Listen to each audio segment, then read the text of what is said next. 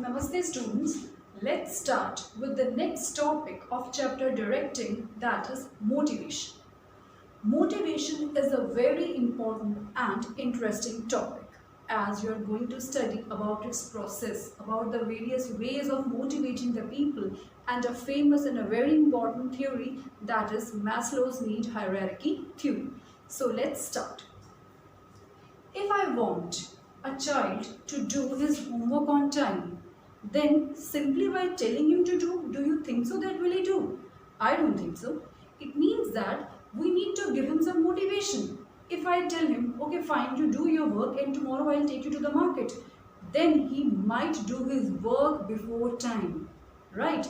So it means that if I want anybody to act in a desired manner, if I want to get work done from any person in a proper manner, then I need to motivate that person. So what you can conclude from this example, that motivation is a process of making subordinates to act in a desired manner.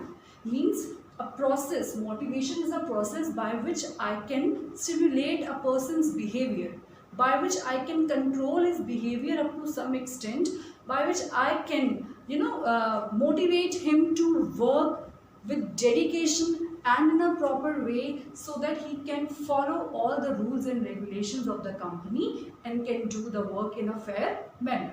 So motivation is a process, motivation is a psychological factor, motivation is a way by which you can mold the behavior of a person. Fine. So it means it is a psychological process also. Motivation means to play with the psychology of a person. Fine. To tackle him in such a way that he tries to come up with his best and can perform all the tasks which is given to him. So there are two terms you can see on the board. What is motive and the other is motivators. These are interrelated terms. At times we use them in place of motivation, but it's not correct. There is a little difference between all these three terms, that is motive, motivators and motivation. Motive means, let's start with motive first of all. Motive means the urge, the thing which you want to accomplish in your life. Suppose as you are in class 12 now, so your motive is to score well in the exam. So this is the motive.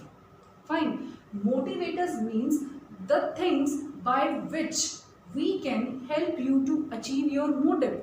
And why are we giving you these motivators? Because we want to motivate you. We want to give you the motivations. It means that motivation is given through motivators so that a person's motive can be achieved. So the motivators can be like this thing, that if you score well in your exams, in your board, might be your parents give you a cell phone, or they may take you to a holiday, or you may seek admission in good college of your choice. Fine. So such things are motivators. So now think from the point of view of an employee.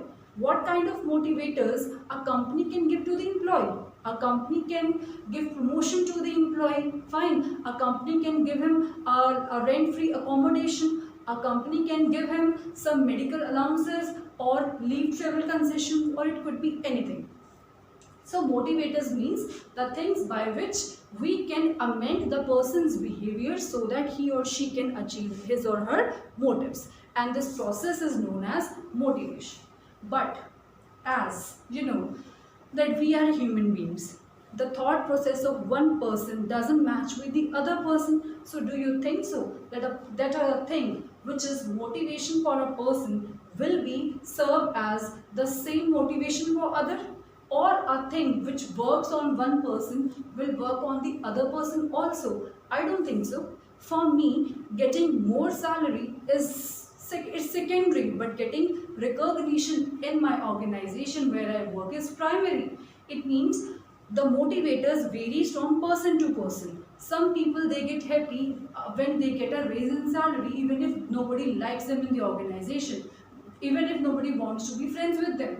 But the other person, for him, money is secondary. For him, relations are important. So if I want to motivate that person, then I need to give him some recognition in the organization.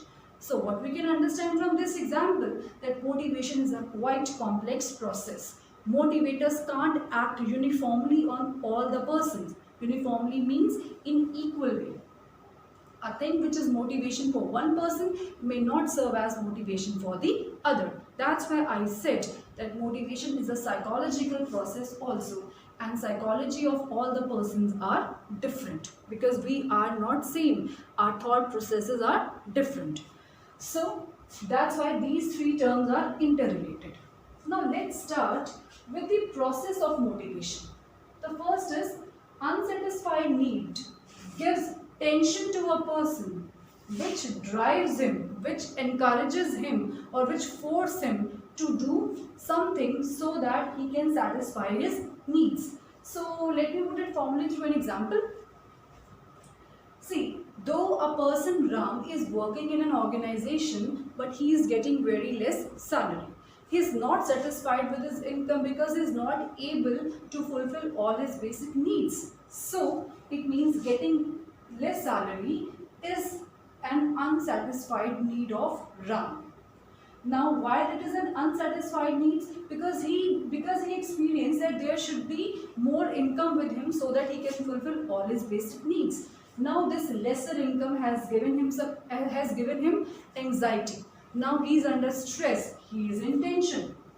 Now this tension or stress will help him or will motivate him to look for new jobs, or he can do means like he will try to find out various alternatives through which he can satisfy his unsatisfied needs. Now there are various ways of getting additional income, means he can search for a new job also, or wherever he is working right now, he should work more harder so that he can get some salary raise or promotion. It means he has two options with him, that either he should change his present job or he should work in the present job in such a way that the employer may give him promotion, and this way he will get more salary also. Now what he will do?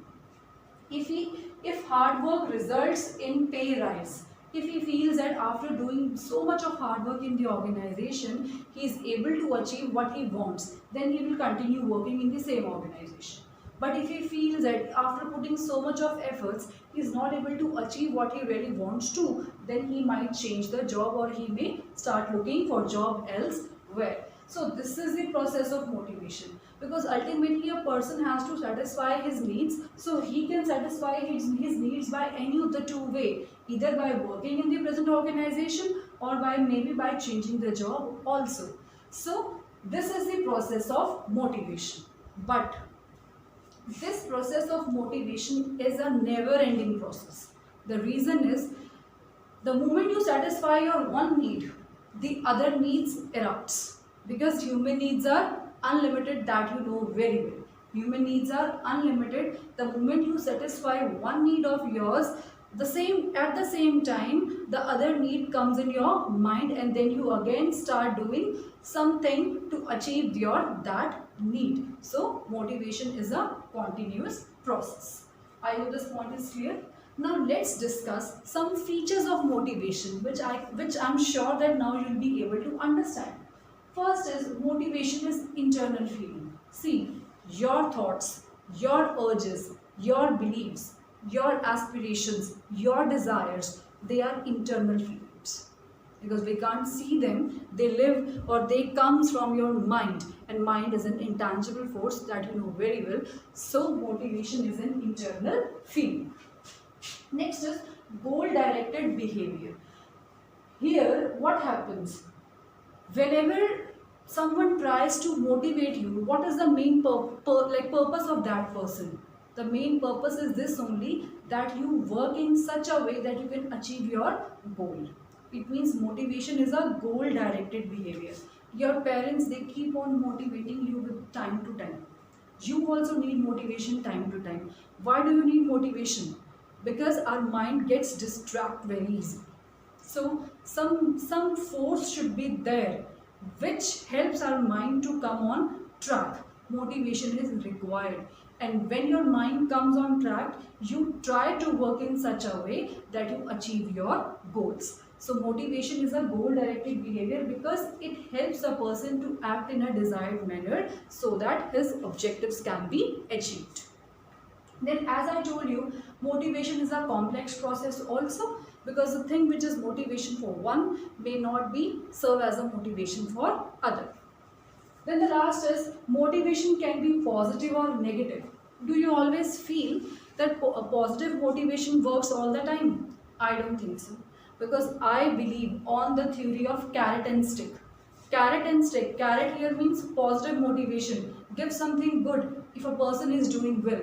And stick means negative motivation, means penalize a person, punish a person, because merely love, affection and care will not serve all the time. You need to be strict also, like your parents they do with you. At times they are polite with you, but if your behavior will not change with love, affection and care, then they might reprimand you also. It means that motivation can be positive or a negative person. A person like a process, like you may say process. A person who is working very hard, what kind of motivation does he needs? He needs a positive motivation, raise in salary or promotion. But a person who is very lazy, the person who is not obedient, who doesn't listen to his superiors, who doesn't follow any rules and regulations of the organization, then do you think so that he'll be set right with the positive motivation? No. We need to give him negative motivation, like we need to transfer his job, we need to give him demotion, we need to even fire him out of the job. It means that motivation can be positive as well as negative. So we have discussed about the process of motivation and features of motivation. Thank you.